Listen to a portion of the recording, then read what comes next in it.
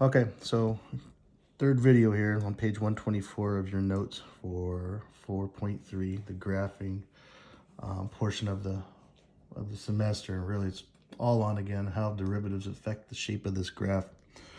This is kind of where people start to lose it a little bit.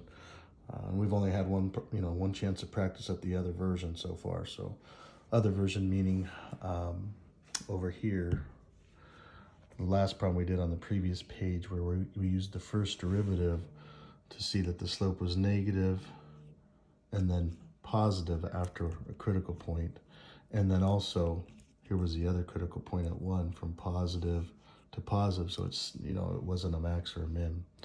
So we're using the slope or the first derivative test, which was mentioned here, to do it one way. Now there's another test you can employ called the second derivative test to test for concavity. Really, that's just saying is something concave up or concave down. This is going to be up. I always think of that smiley face, and I always think of this as down because it's a frown. So this is concave up, and this is concave down.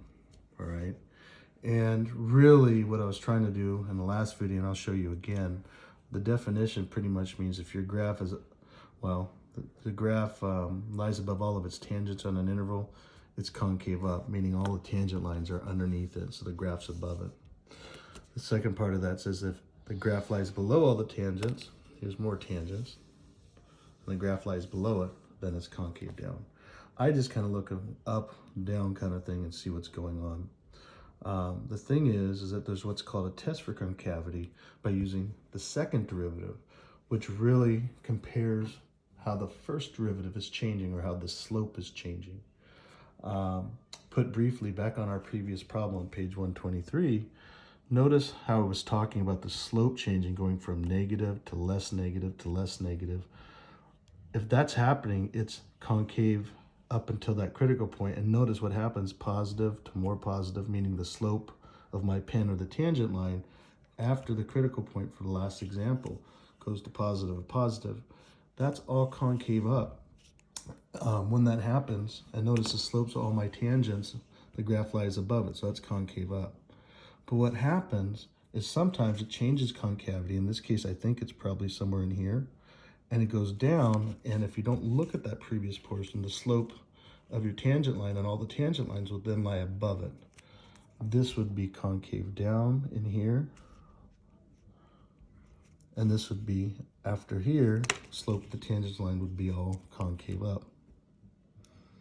So I use CD to mean concave down, CU to mean concave up, and over here, actually everywhere before this value, which maybe we'll find in a second, everywhere between here is concave up as well. So those are the notes. This is kind of how I draw these graphs. I don't, again, use the chart so much, but if you like the chart, go ahead and do it. The real test is over here, and it's called the second derivative test for concavity. So if the second derivative is positive or greater than 0, that just means it's positive, then your graph's going to be concave up. And if your second derivative is negative or less than 0, then it's going to be concave down. Now what that means, and I might as well just, since I keep referring to this old example on page 124, if this was our original function, and again, I'm looking at example 1, I'm sorry, not page 124, but page 123 of your notes, which we've already done. We already know the answer again. And I took the first derivative, set it equal to 0. We found that our critical points were either 1 or negative 1, which were over here. This is just to catch you up.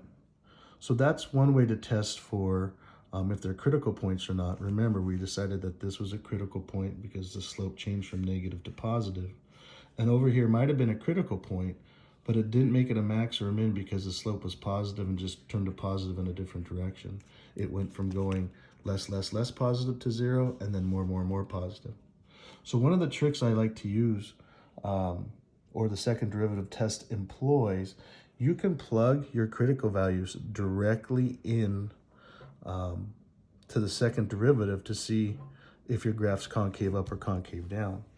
Now, one way to do this, and I'm sorry, there's so many different ways to do. If I take the second derivative of the function, here was my first derivative, you're going to get 36x squared minus 24x minus 12. If I take that value of the critical point over here at -1, and I plug it in there, f at 1, what happens is, and I don't care about the number, I just care about the sign. In other words, if it's positive, it's going to tell me one thing, and if it's negative, it'll tell me another. So this is just going to be what? 36 minus 24 minus 12, I believe, if I've done that right. And I don't want to do, I got to change my signs. I meant -1. And if I plug in -1, -1 squared will be positive 36. A negative and a negative 24 will make this positive as well, minus 12.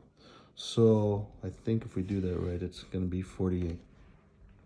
What this number means, if it's positive by the second derivative test, then at that value of -1, it has to be concave up. So notice over here, I plugged -1 into the second derivative, and it was positive, so my graph is concave up at that point. That's another way to do this. You can use one or the other. Most people use that first derivative test for a while. But there's also this point here that was nothing. We found that from the last problem, that was a not a critical value, but it wasn't a max or a min. And another way to test for that, and I cheat a lot of times, is I'll set this second derivative right here equal to 0. So if I set it equal to 0, here's the math portion. See if you can follow along. If I divide everything by 12, both sides, you end up with 0, oh, what is this? 3x squared minus x minus 1. And let's see, if I factor that out,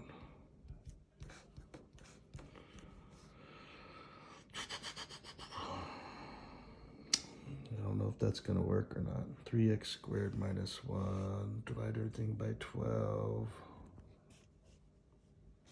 It's not going to tell me anything if I do that. Pause your video for 1